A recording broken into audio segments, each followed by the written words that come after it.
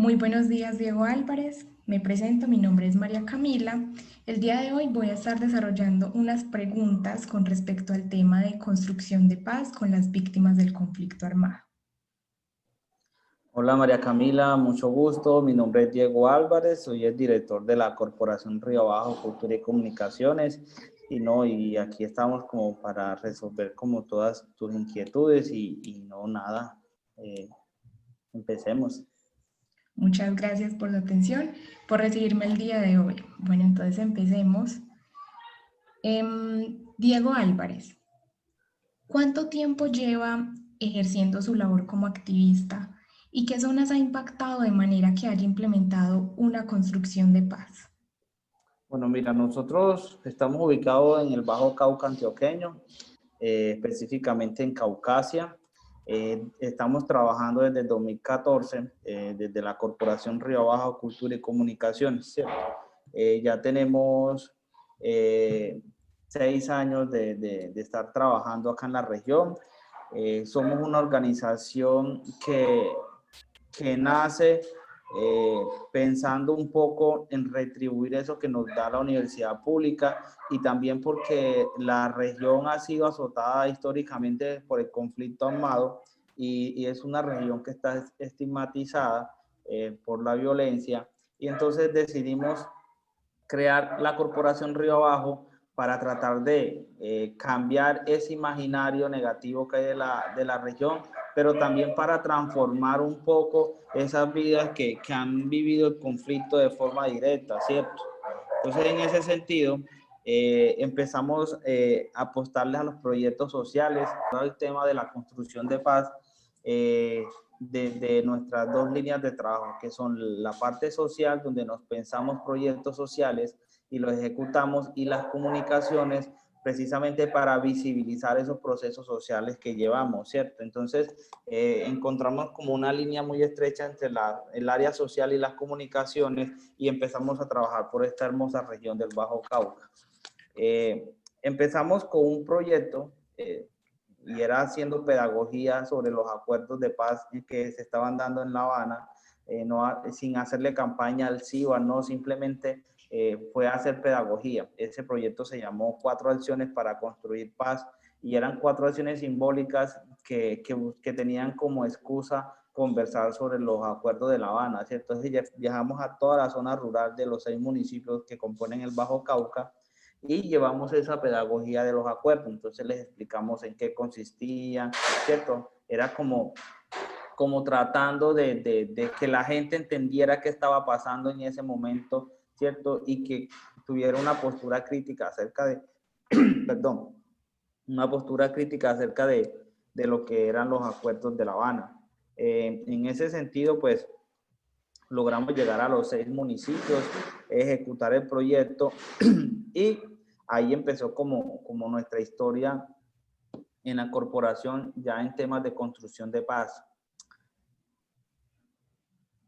¿Tienes otro? Perfecto. Y de acuerdo a lo que usted me mencionó sobre todas las actividades que tuvieron acceso a una construcción de paz, en esa trayectoria que usted tuvo, ¿cree que por medio de esos procesos participativos con las comunidades que han sido afectadas por el conflicto en Colombia sea una alternativa entonces para construir paz con las víctimas? Bueno, mira, yo creo que todo lo que hagamos, siempre y cuando sea una construcción conjunta con las víctimas, va a ser enriquecedor y le va a aportar a la construcción de paz. Porque es que la paz finalmente, yo creo que las personas que nunca hemos salido del país no sabemos qué es eso, no sabemos qué es vivir en paz. No, nosotros nunca, este conflicto tiene más de 52 años y pues obviamente yo no tengo esa edad, y entonces desde que tengo uso de razón, estoy escuchando actos violentos, he vivido la violencia de forma directa, con un amigo, con un familiar, ¿cierto? Entonces nosotros no sabemos qué es la paz. Y al no saber qué es la paz, nosotros simplemente acudimos a un imaginario de lo que creemos puede ser.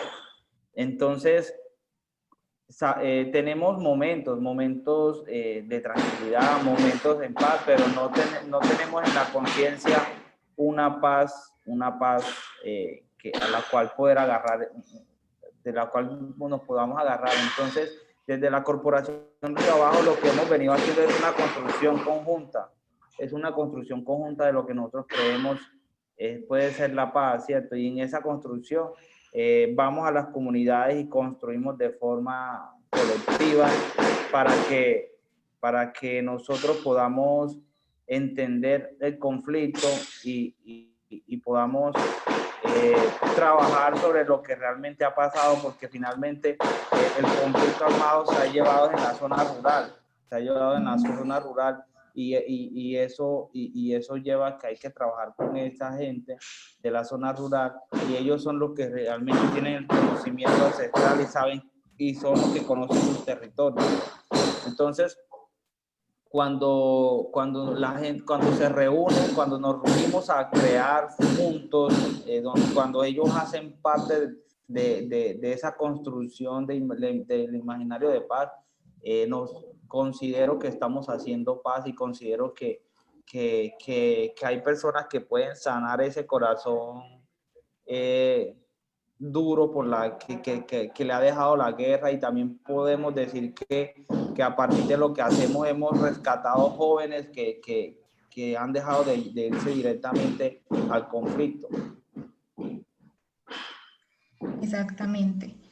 Y en la parte ya de cómo describe usted lo que siente sobre decir que la inequidad social es un factor que impide la garantía de los derechos de verdad, de justicia y reparación de las víctimas del conflicto. ¿Cómo describe usted esa parte? Pues mira, es que eso va de la mano. O sea, cuando no hay equidad, cuando las necesidades básicas de los colombianos no están satisfechas, hay una desigualdad, y en este país hay unas desigualdades sociales enormes. Yo he visitado comunidades donde ni siquiera tienen agua potable, que es uno de los derechos fundamentales que tienen los seres humanos. No tienen agua potable, no tienen energía, ¿cierto? Son personas que están totalmente olvidadas por el Estado, y mientras esa situación siga así, no va a haber paz, porque es precisamente eso lo que aprovechan los grupos armados.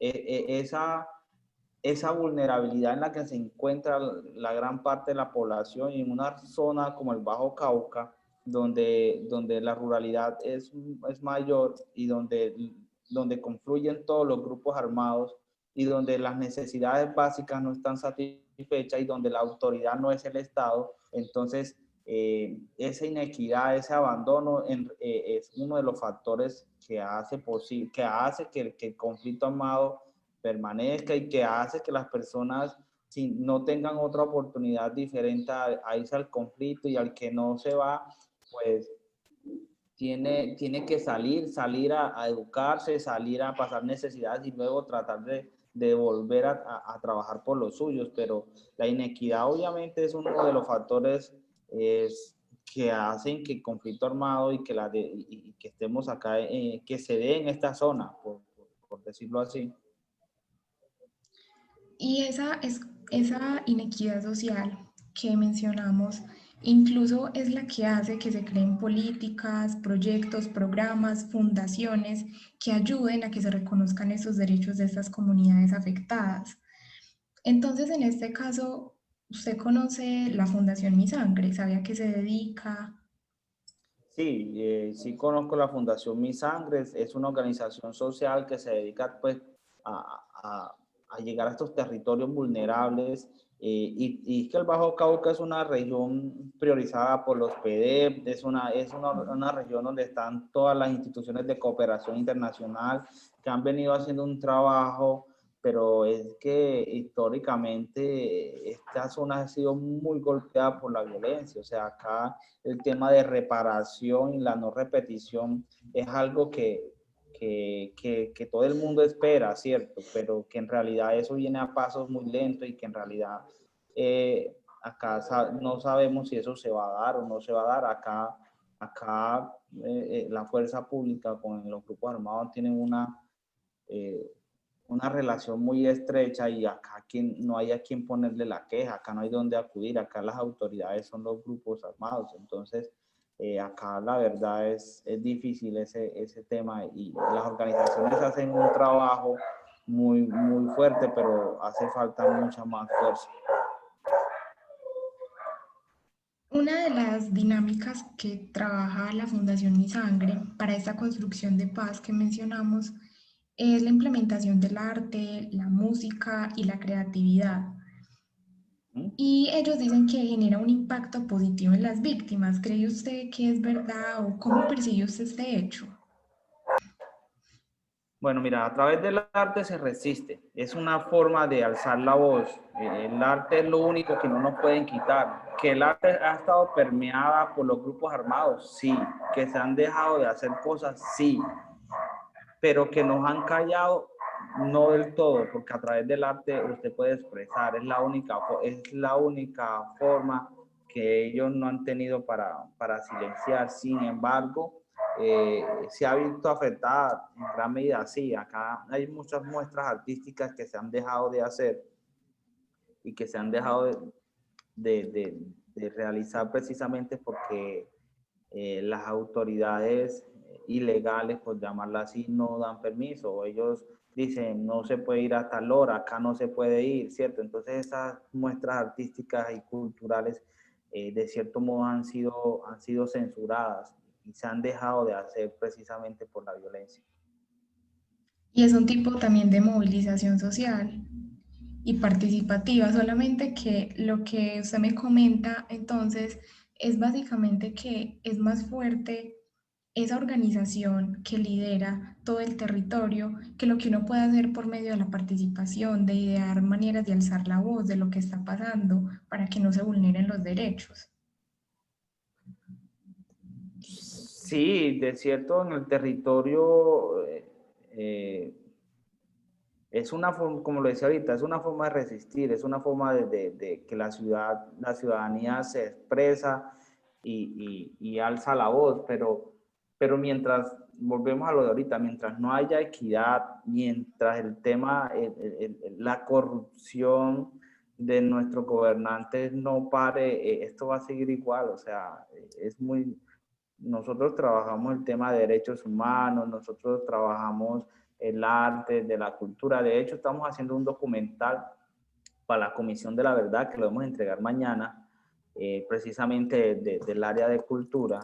Entonces, cómo la cultura se ha visto afectada y transformada por la violencia, ¿cierto? Pero nos damos cuenta que por mucho trabajo que hagamos, si la violencia no se acaba, si vemos que vivimos en el tema de la desmovilización de la FARC, se vivió una paz o una tranquilidad momentánea al momento de la FARC salir de los territorios y el gobierno no ir a ocupar esos espacios que dejaron ellos, los, los grupos que quedaron se han disputado esos territorios, la violencia ha crecido con el cambio de gobierno, la violencia en el Bajo Cauca en este momento está muy delicada. De hecho, nosotros que somos de la región no podemos entrar a ciertos lugares, y hablo específicamente de Caucasia, hay barrios a los que uno no puede ir. Y en Caucasia hay ejército, policía, hay armada, hay gaula.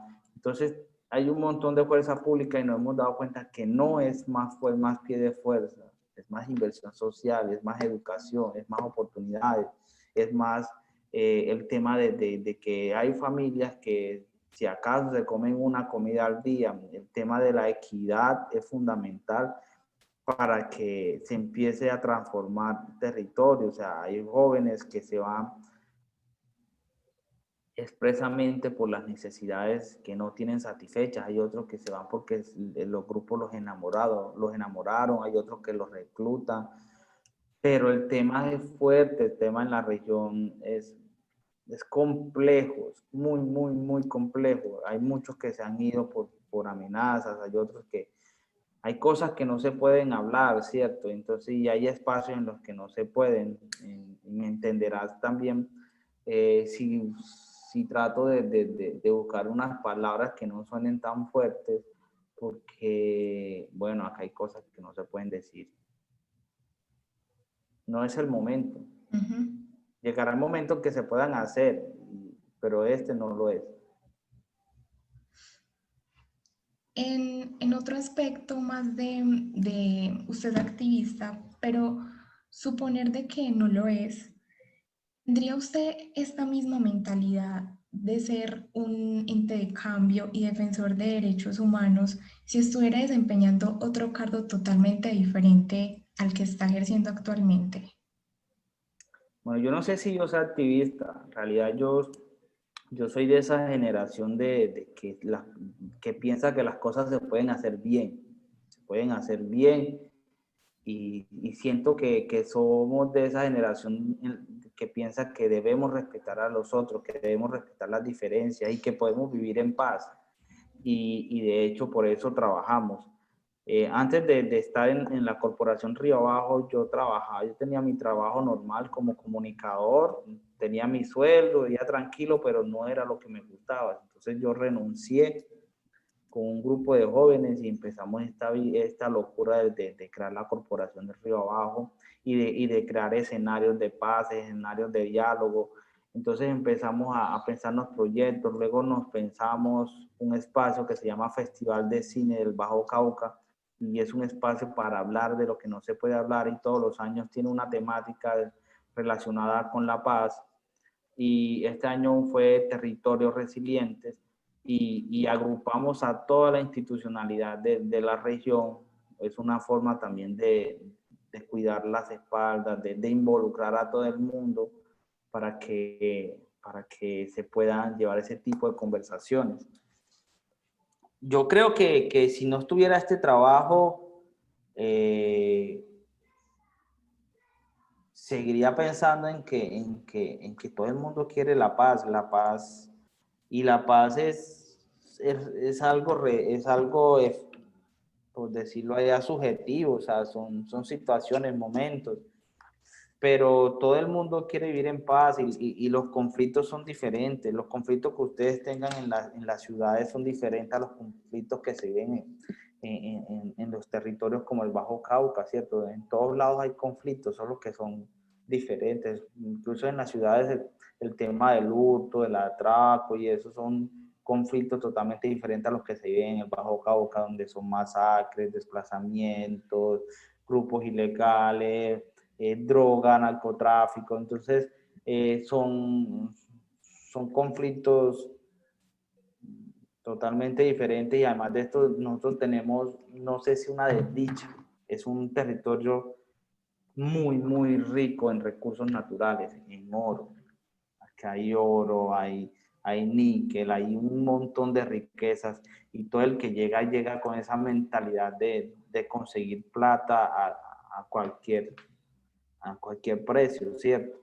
Y eso también hace que hayan otros conflictos, ¿cierto?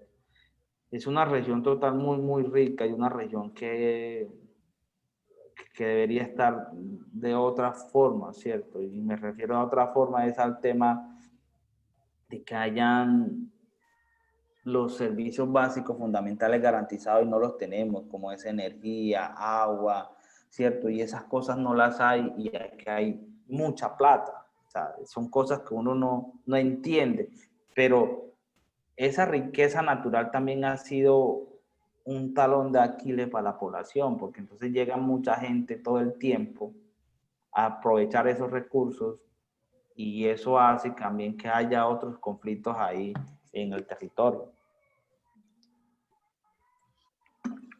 Partiendo entonces de eso que usted me menciona, ¿usted considera que actualmente en Colombia hay un correcto ejercicio frente a las políticas de atención y reparación de las víctimas del conflicto? No la hay. No lo hay, primero porque, para empezar, los acuerdos no se han respetado. Segundo, los han tratado de tumbar. O sea, el cambio de gobierno ha sido desastroso para este acuerdo de paz, y nosotros que estamos en el territorio sabemos las consecuencias de lo que es esto. sabemos que ahorita mismo hay muchos grupos armados peleándose este territorio. Y eso aumenta la violencia, las masacres, los asesinatos selectivos, los desplazamientos. Y va a sonar paradójico, pero hasta que un grupo no quede con el control del territorio, no van a cesar esos desplazamientos ni esas muertes. Y eso va a seguir así hasta que un grupo quede con el control total de la zona. Y ahorita mismo incluso hay hasta mexicanos acá peleando esta zona, y hay muchas muertes, y son muchas, y hay territorios nuestros donde no podemos ir precisamente porque no se puede. Y ya.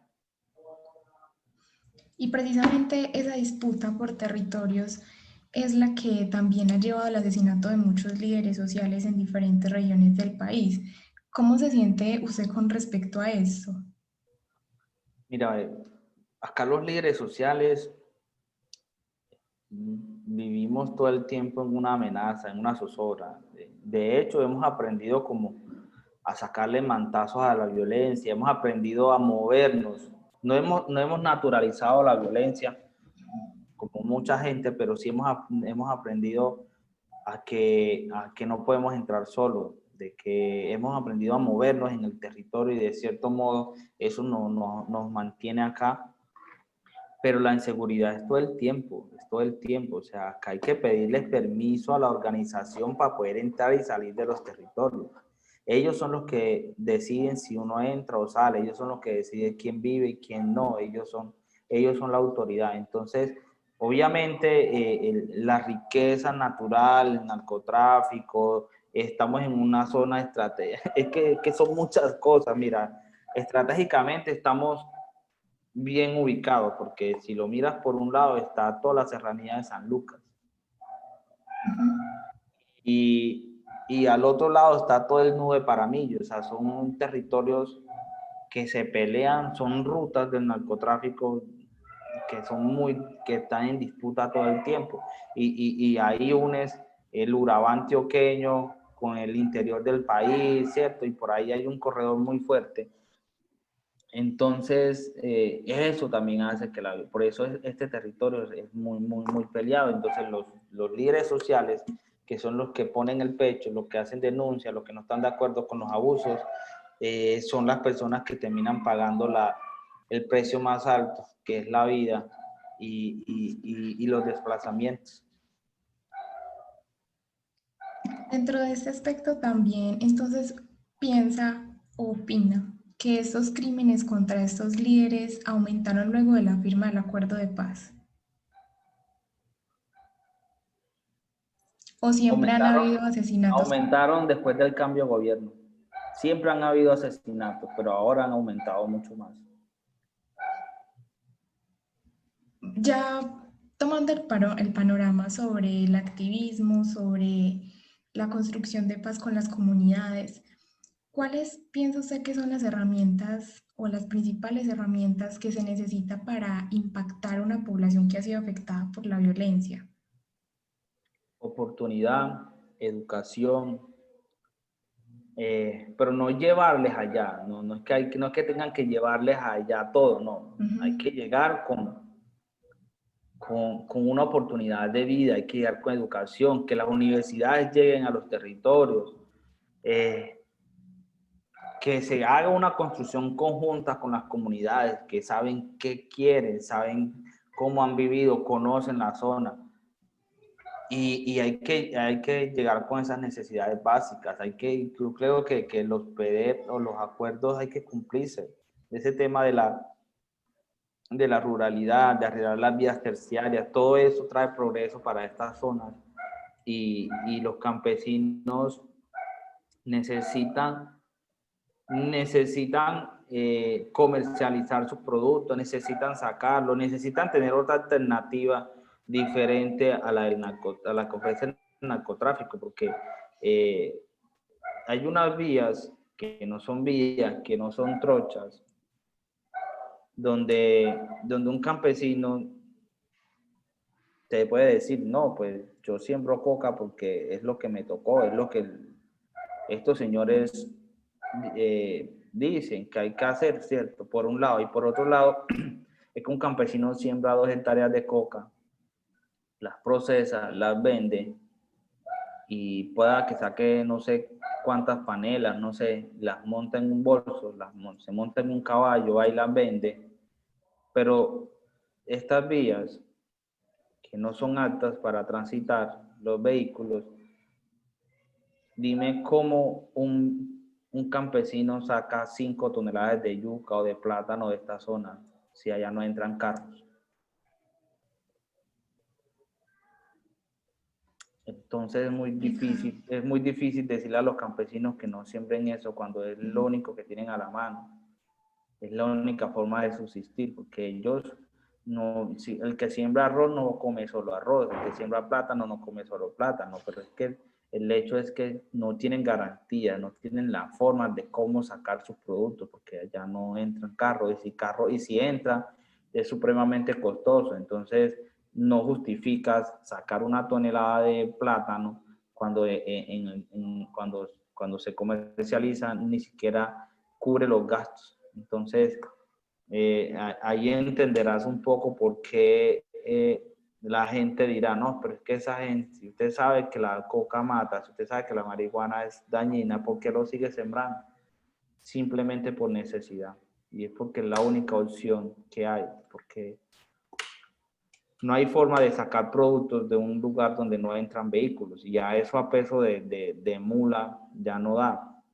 Entonces, es pensar en la situación en que se encuentran los campesinos. Y los campesinos vienen siendo desplazados por sus territorios, entonces ellos tienen que desplazarse mucho más adentro, porque las mejores tierras se las quedan otras personas y siguen siendo vulnerables. Entonces,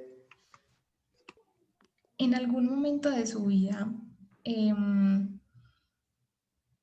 ¿ha visto usted cómo se vulneran los derechos de una comunidad víctima de la guerra?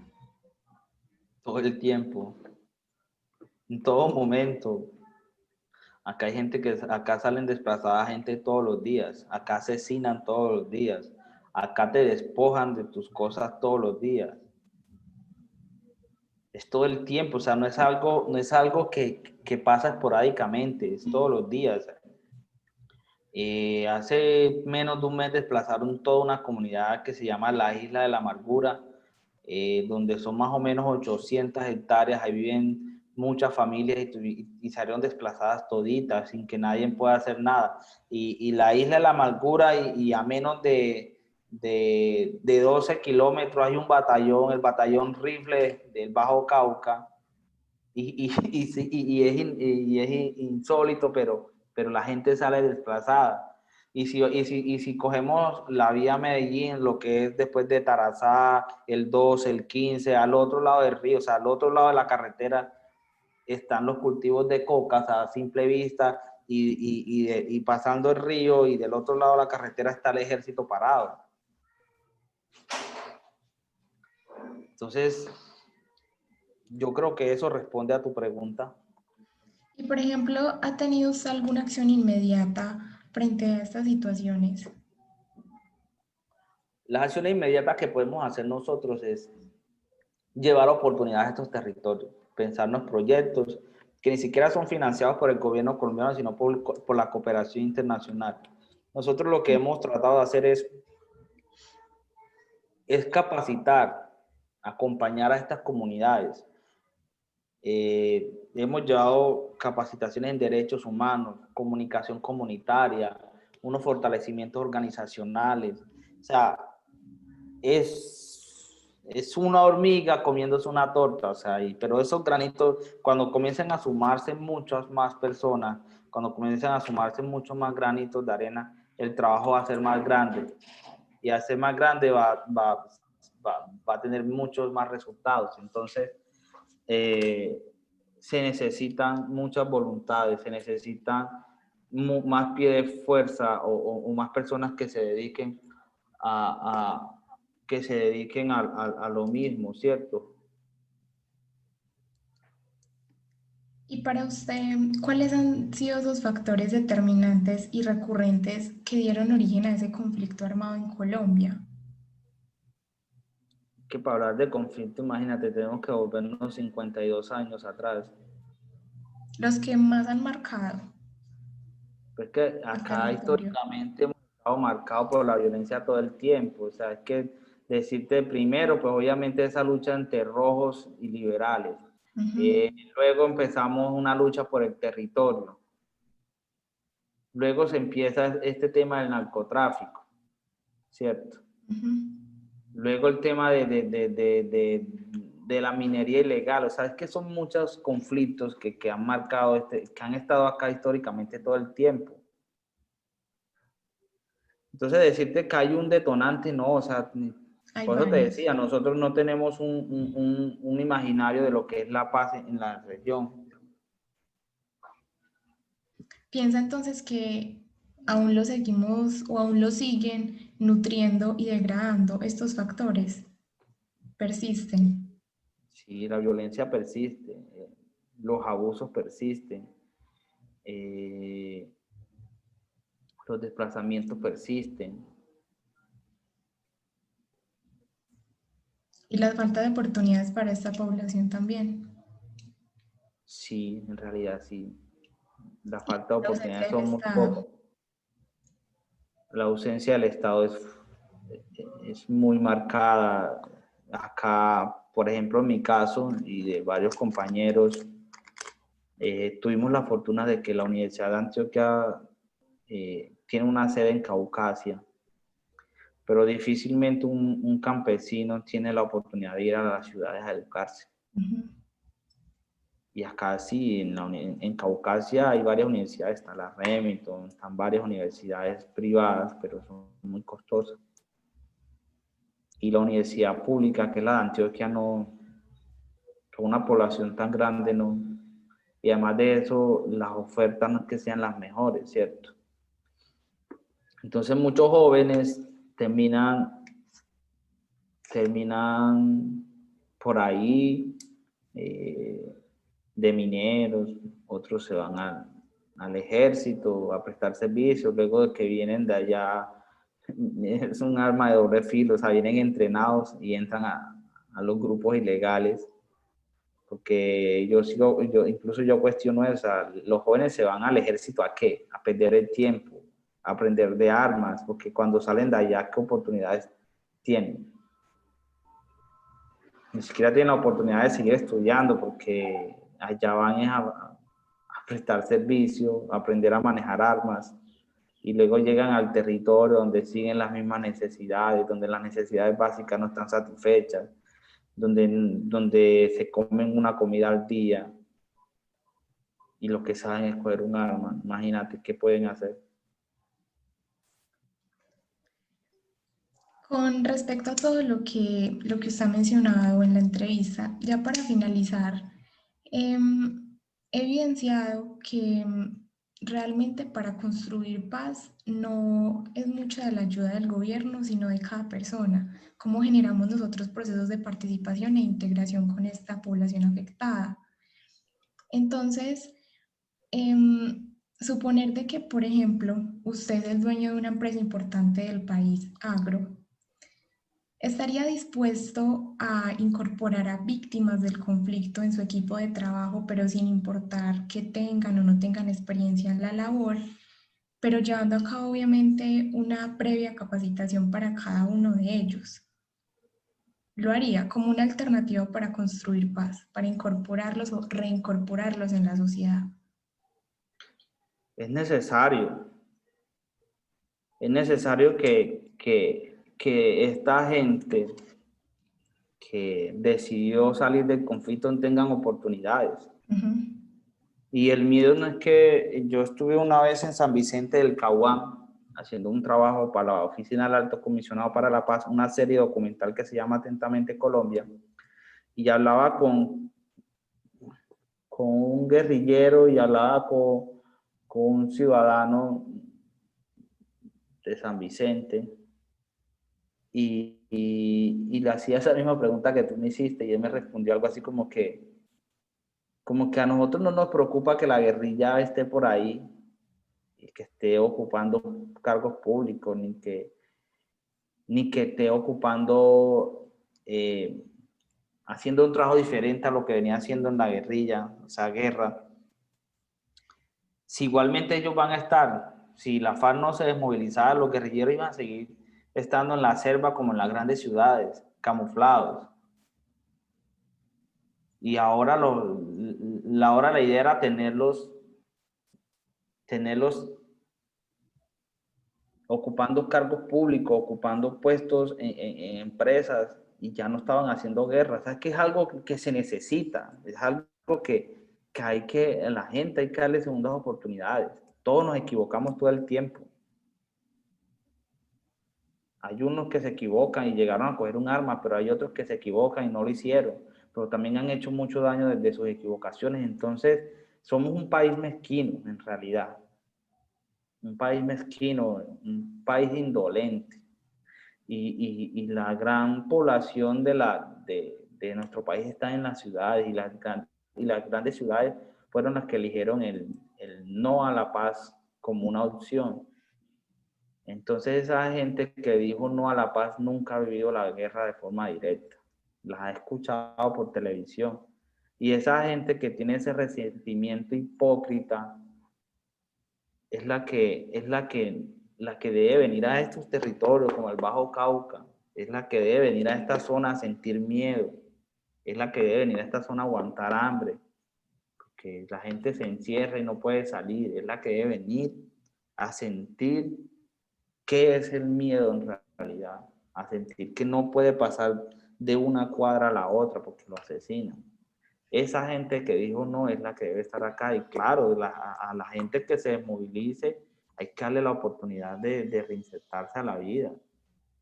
Esto hay que transformarlo, es que hay que dejar.